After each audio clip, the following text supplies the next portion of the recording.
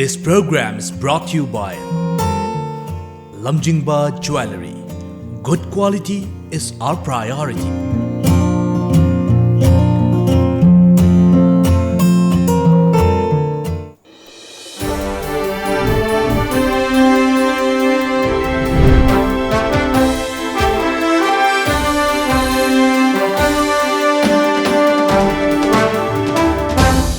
Kurumzari, Times of Manipur TOMTV gi The Morning Talk Raising the Voice Mieng Tabiriba Kwai Punamapu Ahan Mamaktada Taramno Oksari.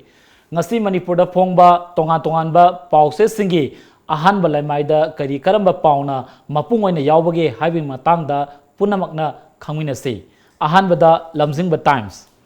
Miamgi Numit Amasung Hill Release Day Pangtokre Ikang Tokle Lautoklagani Chief Minister gi Wafam. Amoromda Manipur gi PHC Marifuga Manga Makta La Bai Lahenkre Transfer Forcing Pin and Nabahonabada Kudong Sadabakara Mayok Nari Haiba Minister Zentagi Wafam Asina Lamjingba Times ki Mapungweba Pau Oiri Amoromda Digital Payment System Hogdokre Haiba Pau Sina Lamjingba Times ki Mapungweba Pau Oiri Mathangda POKNAPHAM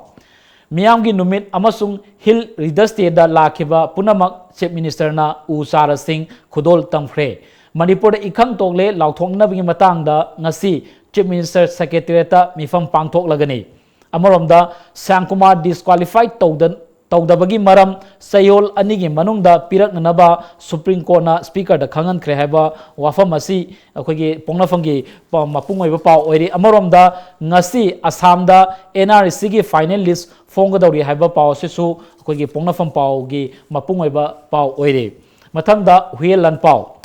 Fake encounter gi case Binoibu jail dagi Thadorakpagi Lambida Kaptuna Hatpada Stenaba Commando personnel ahum court surrender Torakle Haiba Pau Sisu Huyelan Pau gi Achoba Pau in Yauri Amoromda Manipur da Ikang Tokle Lautolagani Haiba Chief Minister na Ngarang Pangthokiba Akogi Miam gi Nimita Fongdoki Wafam Asina Huyelan Pau gi Mapungweba Pau Oiri Mathangda Isel Express Miam gi Numit Hill Readers Day da CM na Uchara Yenthokre Chief Minister na Minister MLA Kudimak Ikangi Matangda Khananaba Ngasi Mifam Kauri Amoromda State Police ta statement pibigi mahuta CBI da oina pizarage GSC gi thongmising postmortem da yaukiba Dr. Fan na honarakpasi laibak thibani akogi bebisna gi apokpa tomchaugi wafam asina akogi Isel Express ta mapungweba pau oiri Amoromda MP Ranjan gi wafam lumna laude nauna karakpagi hongnabi adumak ngangsabani haiba karam sam gi wafam asina Isel Express ki mapungweba pau oiri mathangda Ireipak Ngasi Mifam Pangthoklaga Manipur Ikang Thokle Lautoklagani Chief Minister na Miam gi wakat tabag loinana Usara Singh Yenthokre Atopa Pau Amadana Cheng Amasung SK Oil Natana Lengang na subsidy pide hanglakpa wahang kudingi paukum pigani haiba karam samgi wafam asina Ireipak Pau gi mapungweba pau oiri mathangda Naharong gi Thodang Miam gi Numit Amasung Hill Leaders Day da Upambising Yenthokre Manipur State Ikang Thokle Haina Ngasi Mifam na Khanaraga Lauthoklagani Chief Minister gi wafam Lamgi tax thibada hena khudong sananaba lampelda digital payment system hangdok kre haiba pau sina akogi Naharon Thodang gi mapungweba pau oiri mathangda Sangai Express Sursampurda Kangna Sandrokpa Laina Kangkhalakli JE Dengina Naba Masing Sama Yogadore haiba pau sina Sangai gi mapungweba pau oiri atopa pau amadana Speaker amasung Minister Sangkumar dagi Supreme Court na paukum kaukre haiba akogi pau asisu Sangai gi Mapungweba Pau Oiri Amaromda Land Revenue Collection Digital Payment Jare Haiba Pau Sina Sangai Express ki Mapungweba Pau Oiri Aroibada Sana Lepak Public Sector Bank Kun Gatare Lairibasi Taragani Thoi Khaktada Punsilagani Sitara Raman Miam gi Numita CM na Unaba Lakpasingda Usara Singh Yenthokre Ikang Thokle Haina Ngasi Lauthoklagani Atopa Pau Amadana Sangkumar gi disqualification case Sayol Anigi Manungda Speaker na Paukum Pirak Nanaba notice issue Tokre Haiba Pau Sina Sana Lepak Pau gi Mapungweba Pau Oiri Ngasi Manipur da Fongba Tongan ba Pau Se Singi Ahan Balamai da Yauriba Pau Sing Asigi Matangda Mahaki Oiba Wakalon खरा थम्बिननबगीदमक्ता अखोइगी स्टूडियोदा लेंसिनदुना लेबिरिबा असे पोंगनाफम पाउसेगी editor ए रोबिंद्रो शर्मने अहन मक्तदा अइगाबु तरामना ओक्सरी थागतसरी अइगा ngasiगी तोंगान तोंगानबा पाउसे सिंग अहन लेमाइदा यावरिब सिंग अरांग असि अखोइगी chief मिनिस्टरगी अखोइ बंगलोदा पांगथोकिबा मियामगी नुमित अमसुंग सिंगी नुमित्ता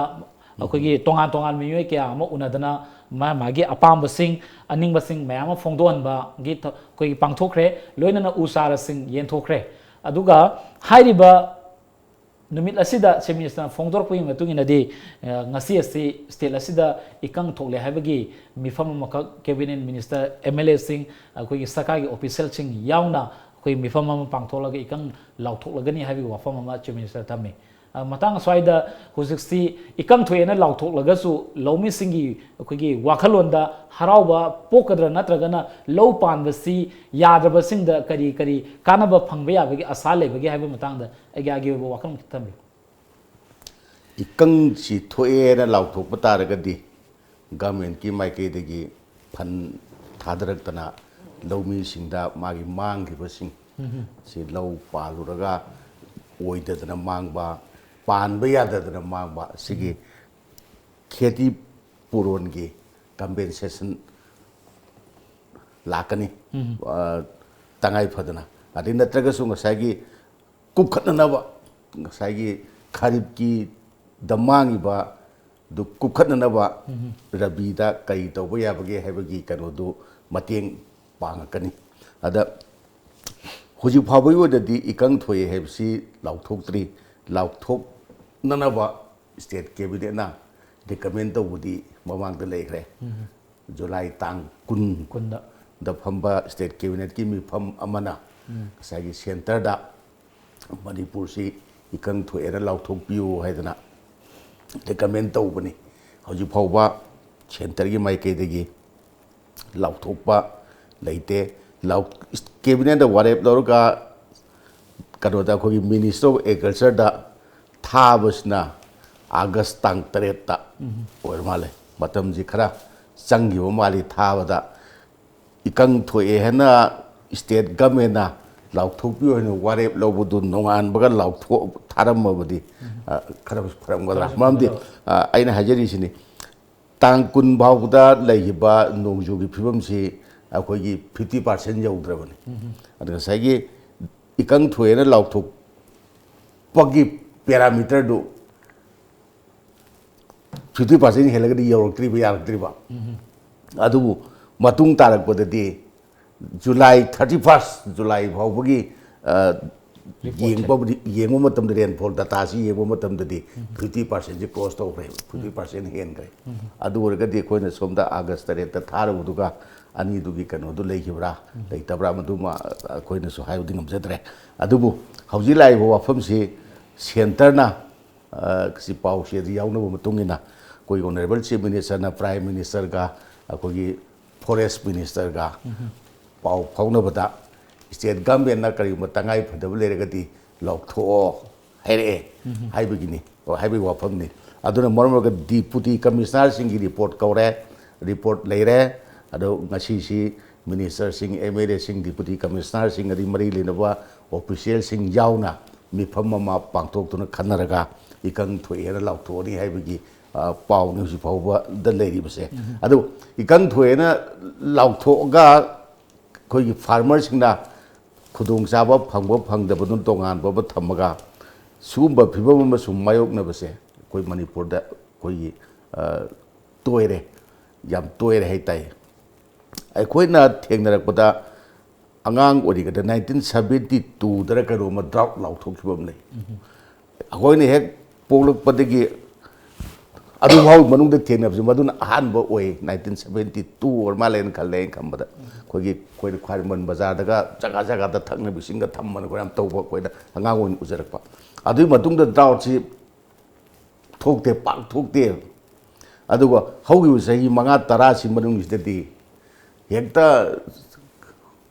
थंगना drought तुम फिबम इकंग मक नत्रसु इकंगुंबा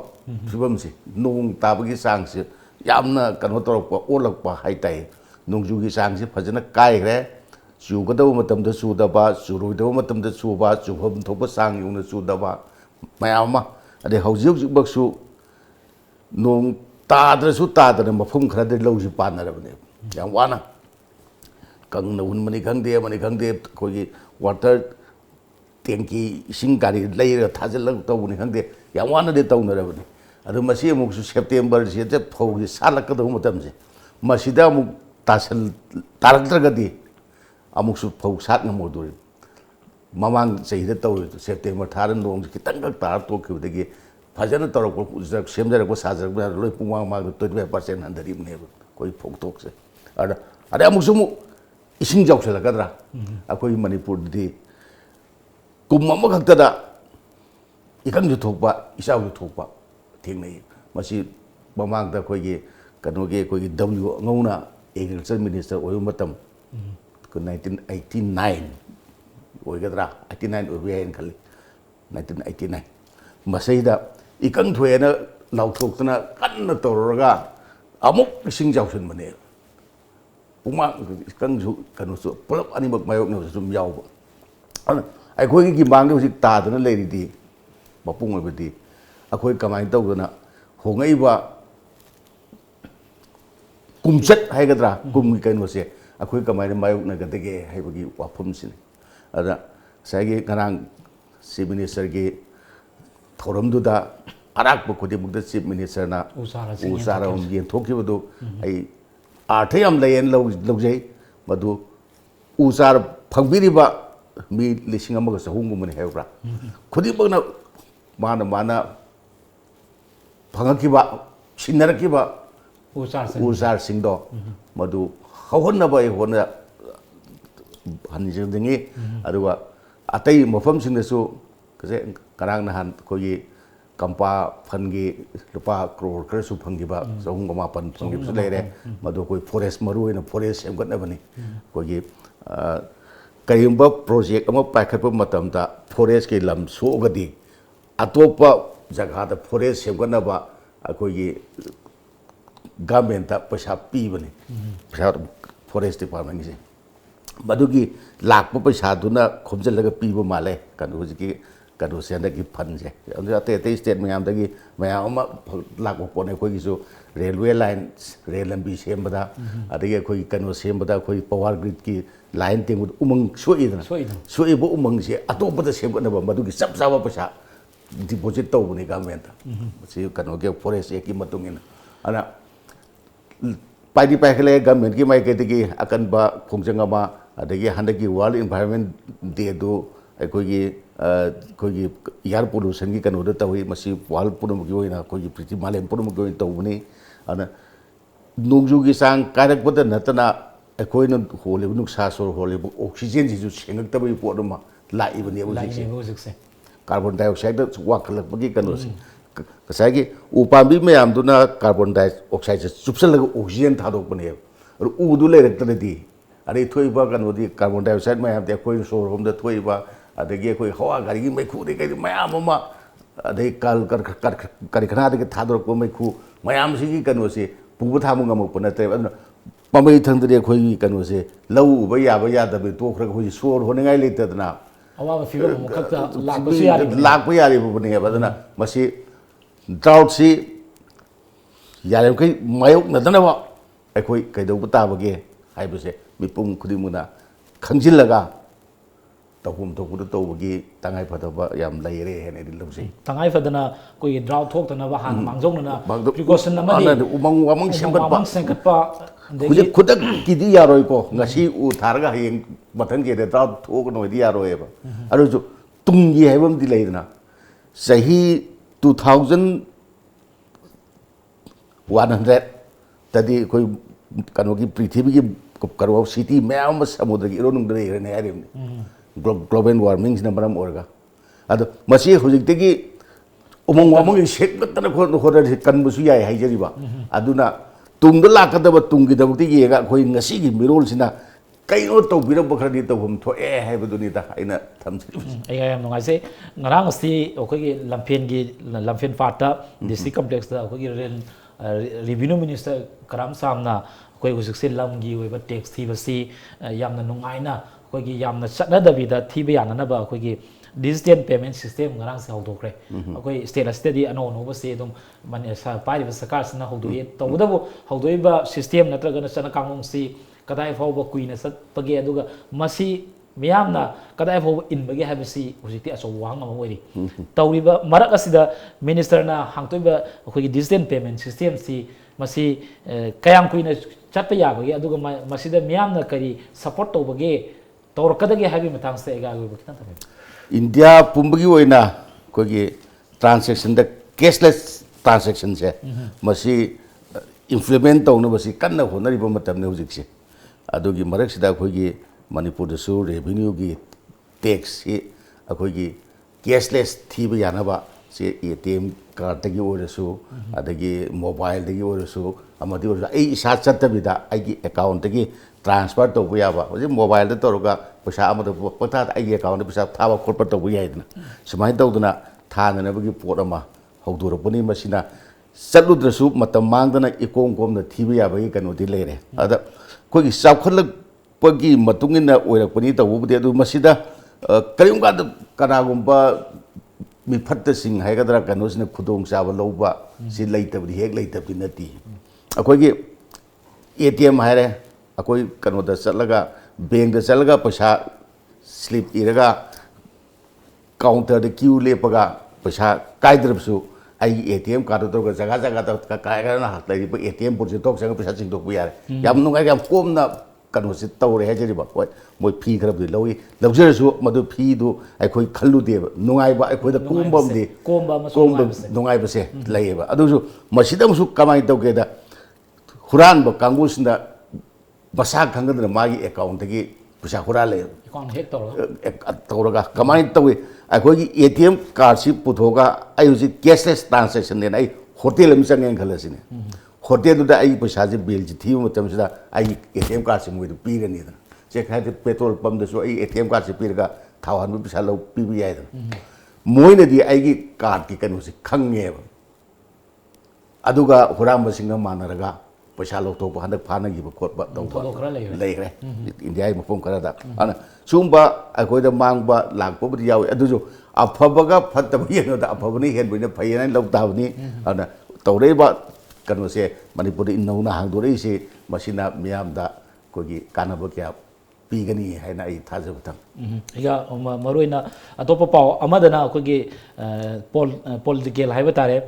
पोंगनाफमगी पावदा अखोगी Pawase अमदि संगाइदा यावरिबसी सांकुमार disqualified तौदबगी मरमसी सहिहोल अनिगी मनुंगदा पिरकननाबा supreme court ना speaker दा अमसुंग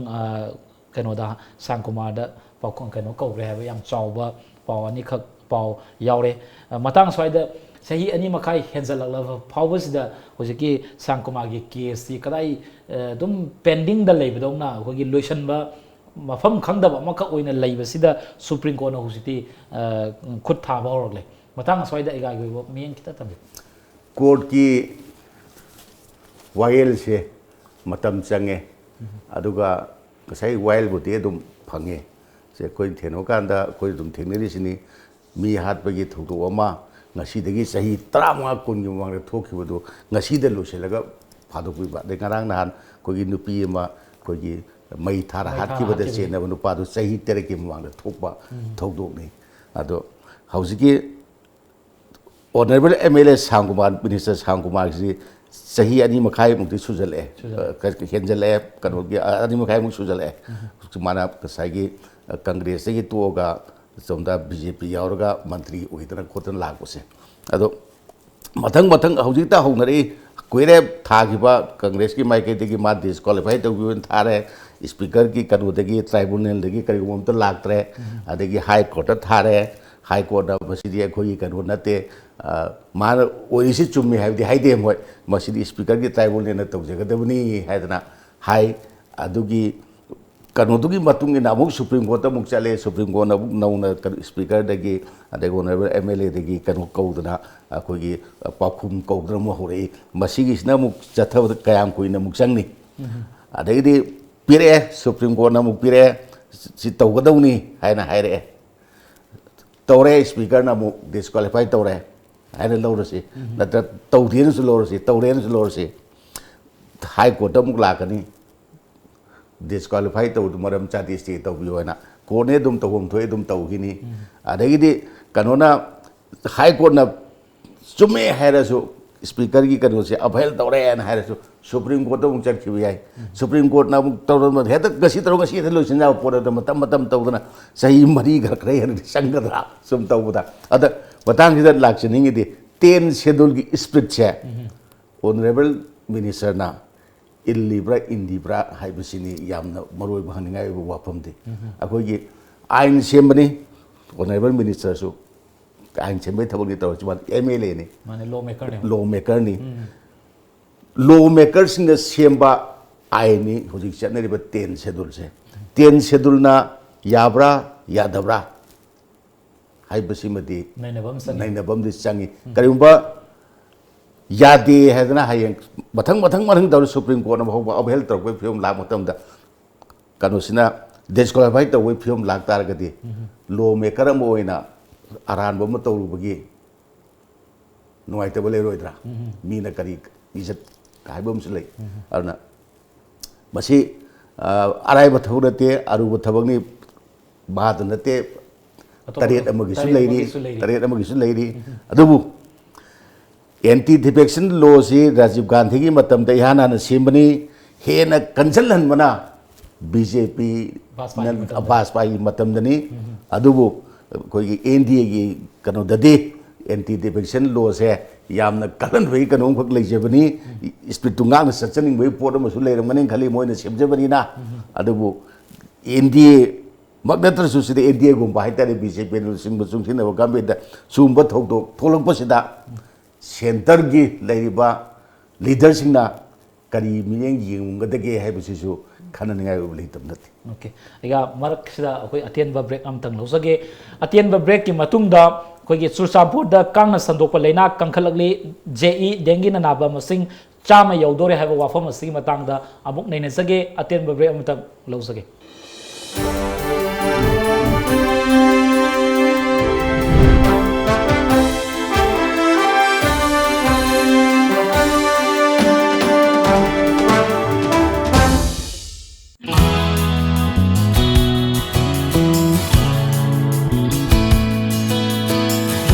Manipur इहान हानबो ओइना लमजिंग jewellery ना market फंग Sana मयाम सिगी quality check तौबगी खुदोंग Chaba पिजरी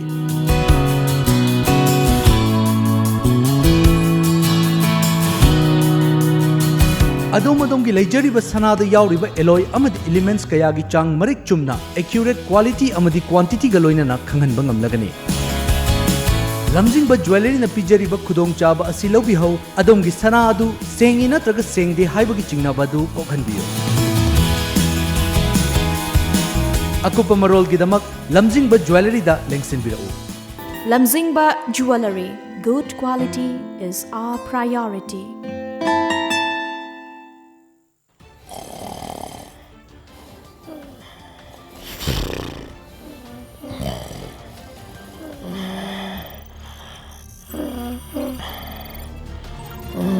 Welcome to Times of Manipur. This is Haripriya Chongram giving you news in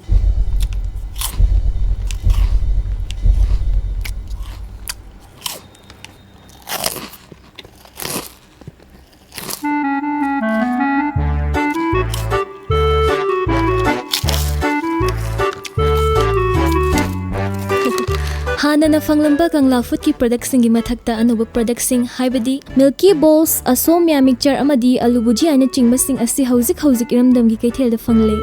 Kangla gay अनोबा product सिंग असि मयामसु अमुंगतंग महाउ यिंगबी कंगला.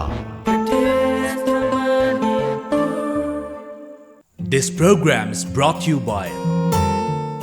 Lamjingba Jewelry. Good quality is our priority.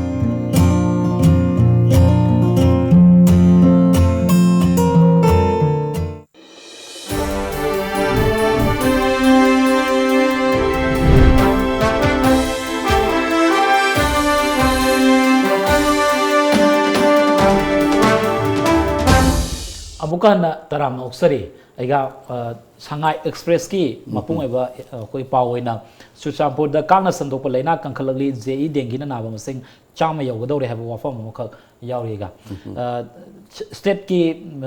department ai time maroi na medical department na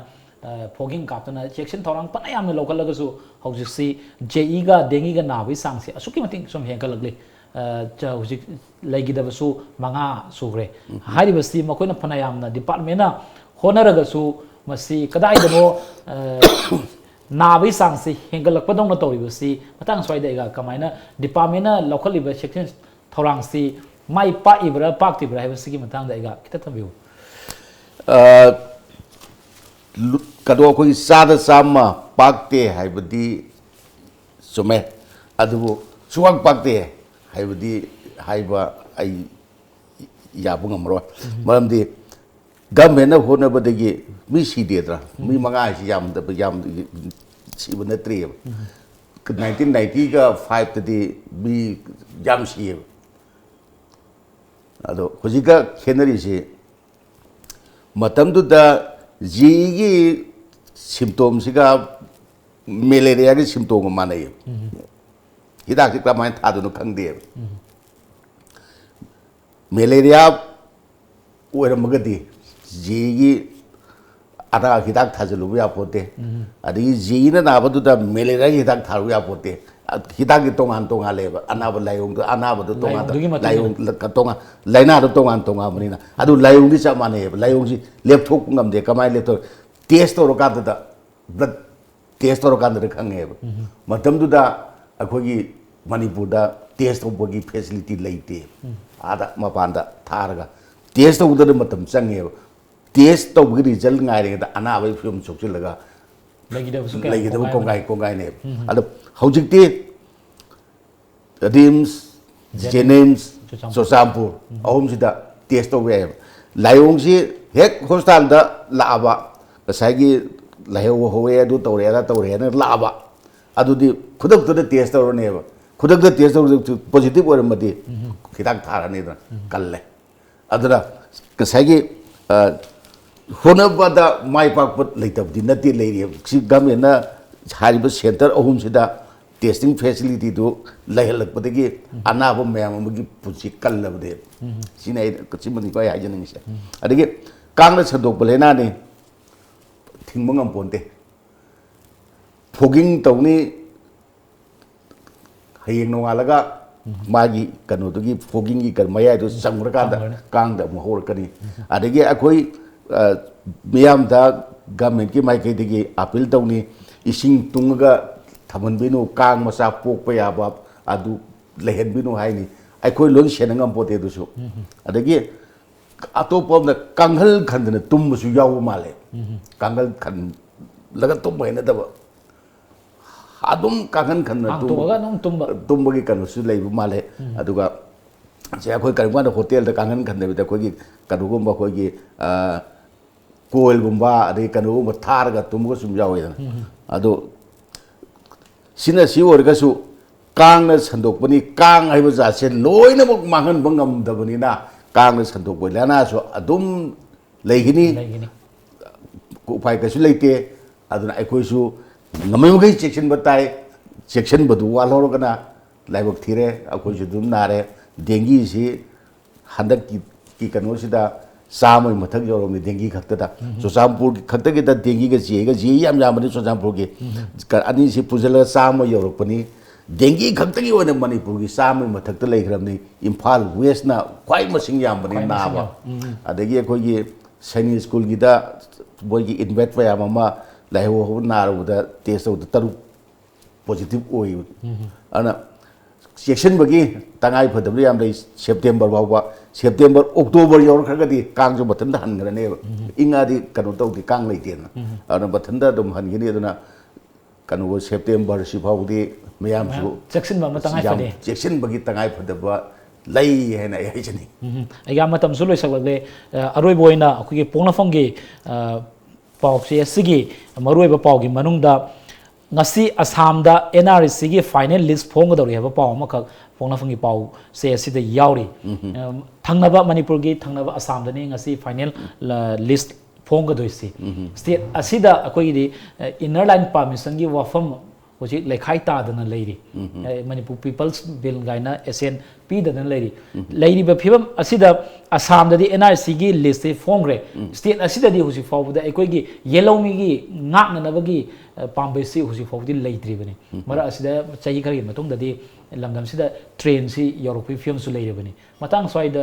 akoi state asigi film si kadom da yengagadi masigi section thorang si lokhape ya habdu kitang tham